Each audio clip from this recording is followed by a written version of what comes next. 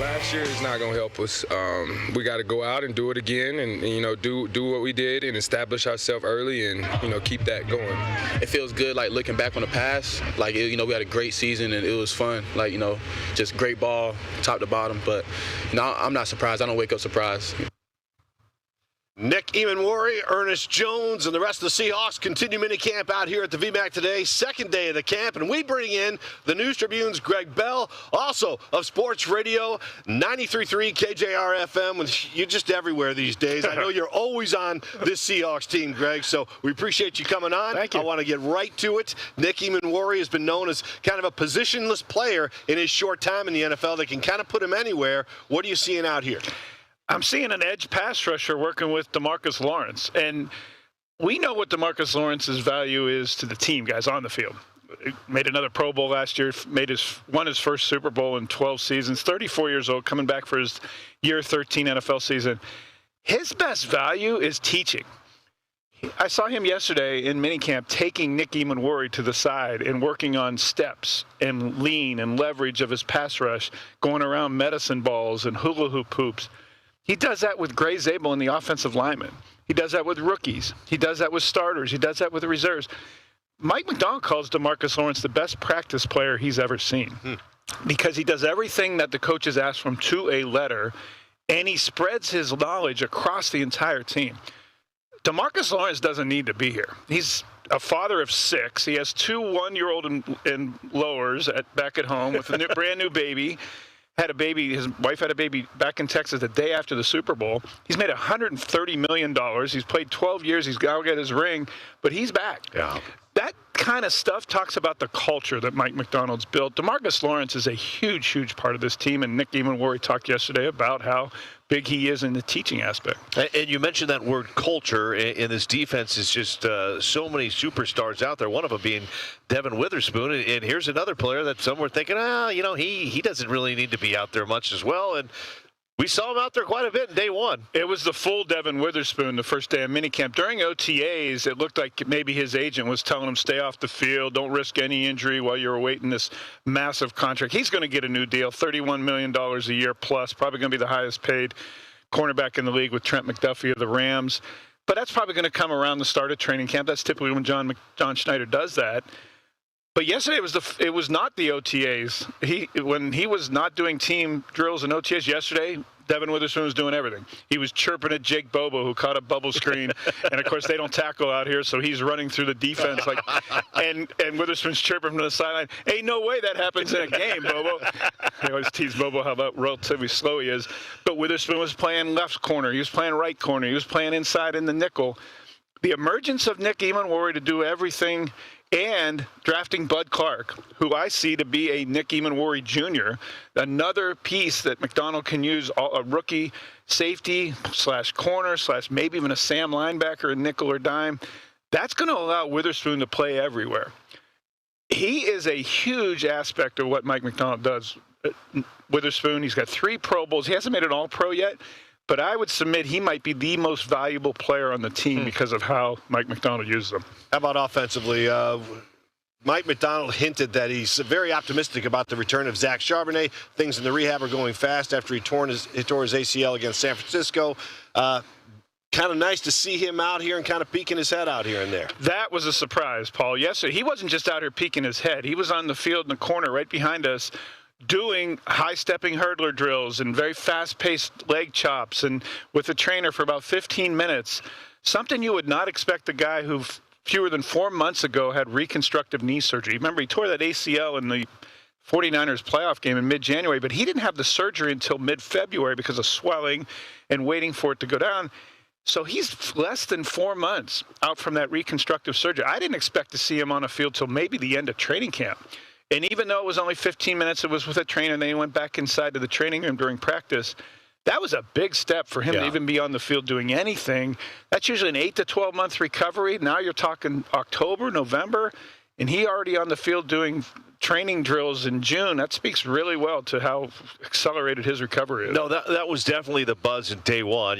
The media were all talking. They're pointing over here. You see Charbonnet, and we want to get your thoughts on Price and Holani in a second. But Well, you have Charbonnet here. You go to the backfield back there, and there's A.J. Barner also getting in some work. Another good sign for these Seahawks. Right. Barner had surgery on his shoulder and his ankle. He was doing straight line sprinting with the trainer yesterday, a little more sprinting and a little heavier intensity than I saw him last week during OTAs. He said he's close to 100%. He said he played most of last season banged up and hurt.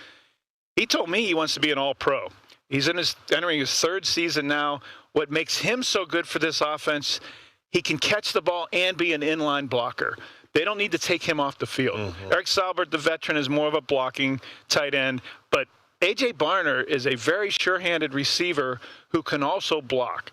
They have Elijah Arroyo coming back, of course, the rookie last year. He wasn't on the field yesterday with an apparent injury. He's more of, I almost shudder to use the term, Jimmy Graham type of tight end because he splits out and is more of a wide receiver tight end, not A.J. Barner. And because of how much they want to run the ball, he's really central to them. All right, let's stay with the running game there. We talk about Jadarian Price. Zach Charbonnet's return we just don't know about yet, but Price is back there. George Halani has really continued to progress in his NFL career. Got to give that guy some props as well. But what does the running back room look like? Yeah, George Halani impressed them in the playoffs after Charbonnet got hurt last January, especially in that Rams game in the NFC title game. His pass blocking is why he's stuck with the team as an undrafted rookie from Boise State, and he's a pass catcher as well. He's been the number one back so far post-Kenneth Walker during the offseason practices. But yesterday, first day of mini camps, I saw Jadarian Price the most I've seen him with the ones, getting an entire series with the starting offense. Guys, it would be a shock if the rookie first-round pick you spent the 32nd pick on is not the number one running back on opening night against New England, September 9th. But again, Zach Charbonnet just being on the field in early June suggests that he could be more of a mix earlier in the season than any of us thought he might be. Last for me, Jaxon Smith-Njigba. He's going to be the highest paid wide receiver in the NFL now. But he just seems like the same kid that we interviewed the night he was drafted. There's folks that would say that covered him in Columbus or Ohio State. He hasn't changed from there. There's folks that covered him in high school in Texas, says he hasn't changed from there. He just kind of listening to him yesterday. I just hope 5 years from now he continues to sound like this, Greg. He's still only 22 years old. And he's played 6A high school football in Texas, which is like NFL football to most states. He went to the Ohio State and 347 yards in a Rose Bowl, the biggest granddaddy of them all.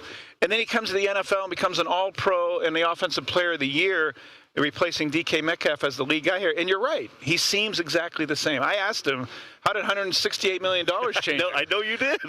And he said, well, really, not that much. And then after the press conference, I told him, I said, come on, man, you bought something. He bought a house. He's now a Pacific Northwest guy. He's going to live in Issaquah. He has a helmet he just bought in Issaquah in the Renton Highlands. So he has changed a little bit. But no, that is what they love about him. We talked about it, the culture, the intangibles, who these people are, is a big, big thing of what the team is, why they're the Super Bowl champions. It's why they draft. It's why their scouts spend a lot of times talking to RAs and teachers and janitors at colleges to find out who these guys really are, and Smith-Njigba fits that. Yeah, his dad and his brother are out here as well, so it's a family affair for sure. That's great to see them all together in the Northwest. One quick question for you as we wrap it up. We were out here yesterday. There seemed to be about 10 Escalades in the parking lot, Greg. Not going to lie. So we're all kind of wandering around, head on a swivel. What's going on out here? What are you hearing as far as the latest in the ownership? Yeah, it looked like the Pentagon or the White House out here yesterday with all the Escalades and the Lincoln Continental. And the drivers with the earpieces. Oh, yeah. That was a very self-important parking lot yesterday. That's the nature where we are right now. It's going to be this way for a few months. Now they have multiple bidders. That's going to drive up the price, which is what Paul Allen's estate wants, to be able to give it to philanthropy.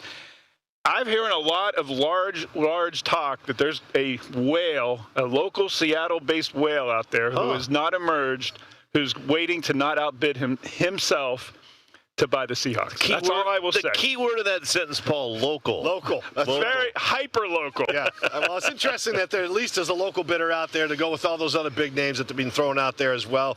Great to have you on this show, Greg. We always appreciate your insight on this Seahawks team, and looking forward to the next visit. Appreciate it, guys. Thanks for the exalted spot. I feel like Walter Jones between you guys. I'm not worthy of this. Big Walt, Warren Moon, Greg Just Bell. like me. Same thing. Same thing.